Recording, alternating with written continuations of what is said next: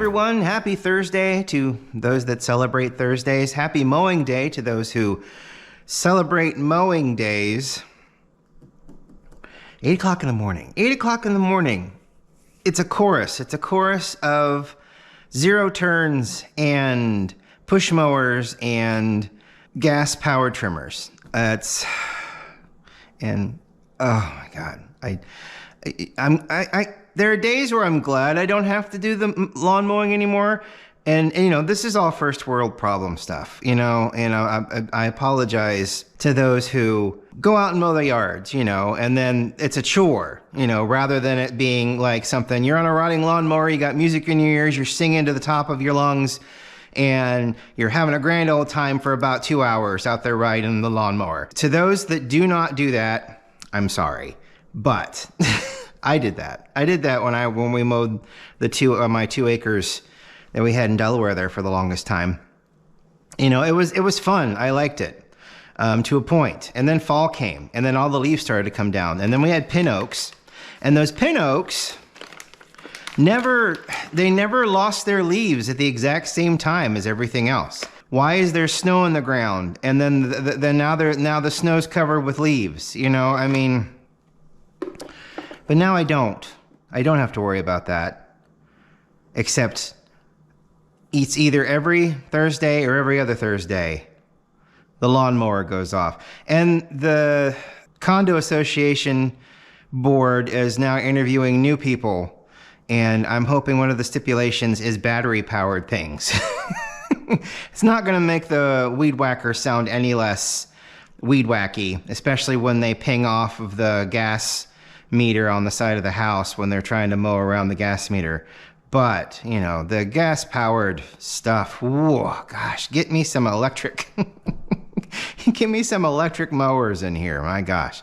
And it takes 2 days because they got to recharge the batteries. Okie dokie, you know. But whatever. So this is the Colombia El Puente. I haven't had this out in a while, and unfortunately it's coming to the end of its shelf life. This one's was done in February, and I may have to go back to One Line Coffee downtown. This is a Heath, Ohio roasted and packaged joint. It was delicious when it first started. I don't know how it's going to be now because it's aged a little bit. We may have a situation like what happened yesterday with the Buckeye from Crackpot Coffee, which was unfortunate. And again, I reiterate, my fault, not their fault.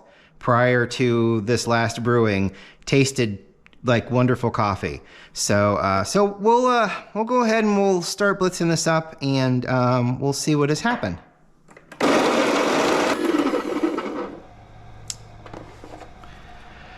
It was about 35 grams. It smells a lot more robust than the one was yesterday. I don't think one was necessarily better than the other. One just tasted differently than the other one. I didn't zero it out. Oh well, that's okay. So we don't really know how much we got out of there. I would say it would be about maybe half a gram less because of the retention of this. Even though it's a nice one, it definitely retains a lot. And we've got a lot of chaff in there too, so that's unfortunate. I'll have to give this thing a clean out at some point. And I can even see some of it coming out here. Hang on, let me beat it a little bit.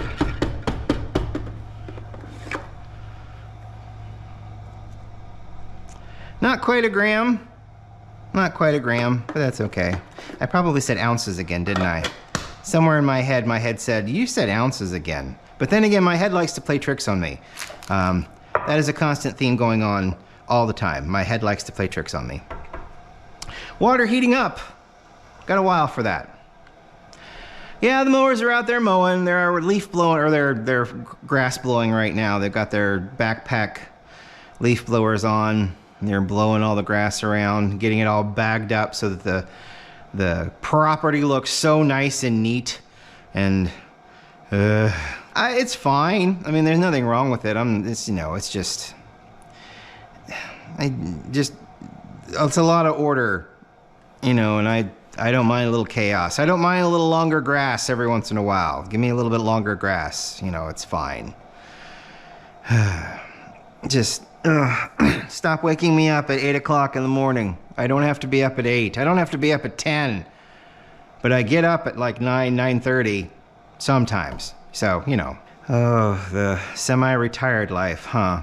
I keep getting job recruiters emailing me communications jobs.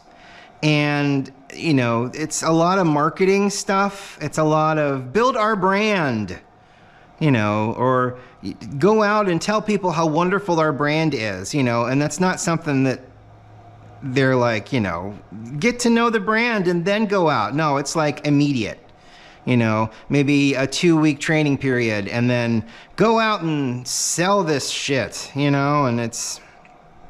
I don't like marketing. I mean, marketing people are fine. It's fine. Personally, I don't want to market. Promoting was about as close to marketing as I want to get. And that was basically everything was already set in motion. I just had to go out and set things up, make sure everything stayed okay for 2 hours, and then tore everything down and took it back, that kind of a thing. So that's as close to marketing as I want to get. The whole document doing thing that I did before, that seems more appealing because it's not people focused. Oh, the people I had to be around at a lot of those promotions. My God, I know people have had guns pulled on them. I had a knife pulled on me once. Never had a gun. I was very fortunate that I never had a violent altercation. I mean, I've had drunk people try to get angry at me for prizes because, as a promotions person, we kept the prizes in a nice safe place, like in the car or under the table, locked up, that kind of a thing, and when somebody won a prize, we would go get it and we would hand the prize to them. Well, you get these drunk people at a lot of these bar promotions or at a lot of these football game promotions, and it would just be their immediate go-to is violence, when they're drunk. Me, I think I'm a happy talky drunk. I like to talk when I'm drunk. I don't normally like to talk that much, which I know you're like, but you sit here for like 15, 16, 17 minutes and talk. I don't really like to. I would rather be behind a board, running, making all the buttons and making sure everything runs smoothly and everything sounds good. I'd rather be putting together things behind the scenes. I don't want to be in front of anything. And this is a great way for me not to be in front of something, feeling self-conscious about how I may look, which, you get a camera on you, that's immediately what you do, for the most part. This is just my voice, and I'm fairly confident in my voice because even though I do and a lot, and I'm sure you see a lot of jump cuts happen when I do an excessive amount of umming and ahhing when I'm talking. So, and that's something that I had worked out of myself throughout my college radio career and then into my radio career for 10 years. Whenever I was on the air, it was always very straightforward, very, get to the point. Here's weather and traffic. Here's the promotion that I have to read off, or the sponsor for this segment, that kind of a thing. Or, up next it's Madonna. So I had that beaten out of me, basically. And then I lost the job and was not able to get back into radio in the 6 months, 7 months that I tried, and, got something else outside. So all of those skills diminished. It's a lot like having all of these editing skills that I used to have. And, even though in college, those editing skills were linear. And by linear, I mean tape to tape. Like we used VHS or SVHS or these larger tapes that we would put into larger machines in order to record at a higher quality. Because the tape head and the recording head had more surface area, so it had more to work with. I think that's how it worked. All right, let's start with a nice general soaking here, so that we can. About 100 grams in there. That's pretty good. And we'll wait a good 30 seconds.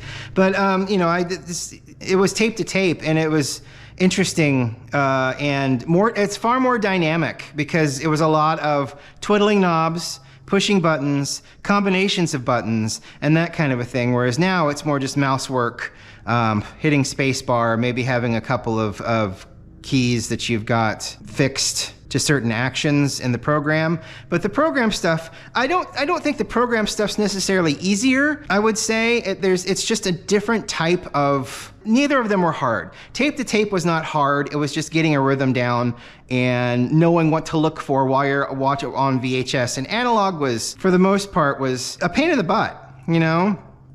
Because it was a lot, I mean, you had A-roll, and then you had a separate tape for B-roll, and then you had, if you wanted music, you had to have music in a CD, or even in on a cassette tape, you know, and then you had another separate machine for graphics. So your Chiron at the bottom, where, you know, it said reporting from blah, blah, blah, here's, you know, Dave Jeffries or something like that. You know, that was a totally separate machine. So so doing it yourself without a group was absolutely fascinating. And, you know, it was more action packed. Yeah, it's just a lot of different machines. Whereas now, you know, you get yourself a decent laptop, and you've got your recorder and your Chiron and your music and your A and B roll all in one convenient place. And, you know, that brings about, and that's not to say that it's easier, it brings about different challenges. So, you know, rather than working tape to tape, you know, you have to now hunt for the roll that you were looking for. And, you know, you still have to scrub through a timeline in order to see, because, you know, we would have these knobs that would allow us to, in a little bit more of a higher definition, scrub through tapes so that we could see the start points and end points. And then you'd set those start points, and then you'd scroll, and you'd set the end point, and then you'd hit go, and then it would rewind the tape, and then it would go, and then I think you could do the same thing with a B-roll as well. You could just have it go to a B-roll, and then it's a little automated, but not so automated that I drew down a little faster than I would have liked. And that's all right. It'll be okay. Not quite as dark either. I had it on a medium. Maybe I should have taken it finer. That's all right. That's okay. We'll wait our 4 minutes because it's still dripping. It is still dripping.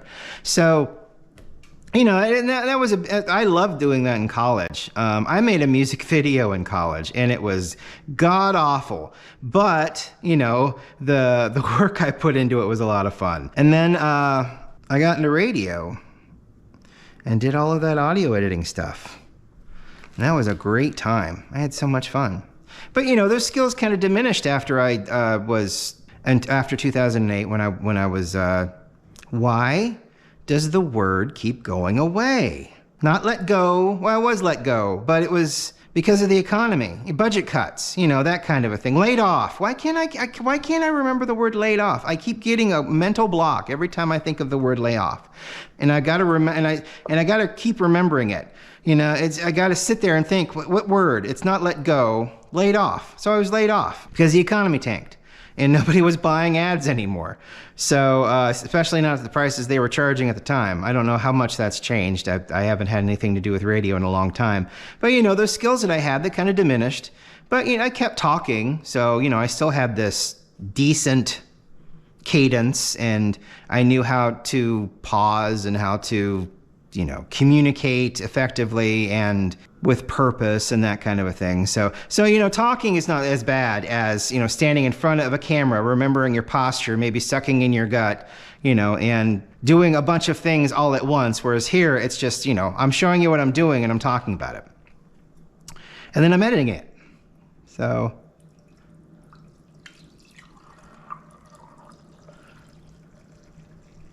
it's a good color. Good color for a cup of coffee. Smells really nice. Smells more robust. Now, at the beginning, apricot, ladyfingers, chocolate chip, and sugar cane. Those are the tasting notes. With the perfect water that they had, all of that stuff. You get these tasting notes, but you get tasting notes with a specific way something is prepared. I probably did not prepare it in the same way that they did, and it probably was not in the same volume as I have here. So, that's how tasting notes differ to different people. They may taste this, and then I may be, no, I don't get that. Maybe you did, and that's cool, but I'm not getting that. And it's because how you prepare it. My water's different, the preparation's different, the amount's different, the grind's different, the weight's different. So many factors. That's why it's nice to hear someone talk if they say this coffee tastes great, because then you kind of want to pursue that. Because the coffee will still taste great. It's just a matter of the notes that you pick up. Notes are just very, I don't want to use the word shallow, but they're like surface. They're like things that they're almost like a beginning hit and an aftertaste, that kind of a thing. So let's see if any of these still, because I think I did pick up chocolate chip, and I did get a fruity note.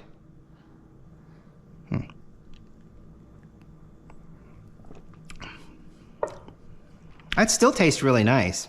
Hasn't aged badly at all. Chocolate chip, very nice. There is an innate sweetness that one could attribute to sugar cane. There is a little bit of acidity where you could associate that with an apricot or a different fruit flavor. Hello, Indy. How are you, buddy? But it tastes really nice. I need to go back. This was downtown. One of these new line shops was downtown, next to, I think across the street basically from Big Fun. I need to go back there and I need to pick up another bag because this is still good. It was great to start with, but it is still holding up really well. Yeah, no. Yeah, I get chocolate, I get apricot, and I get sugar cane. Ladyfingers is a weird one. That's a little odd. That's I've never had a coffee that was just harvested, roasted, and then packaged that came tasting like cake or even a cookie. So Ladyfingers is different. But these people, their palates, when they taste these things, are so refined and so focused.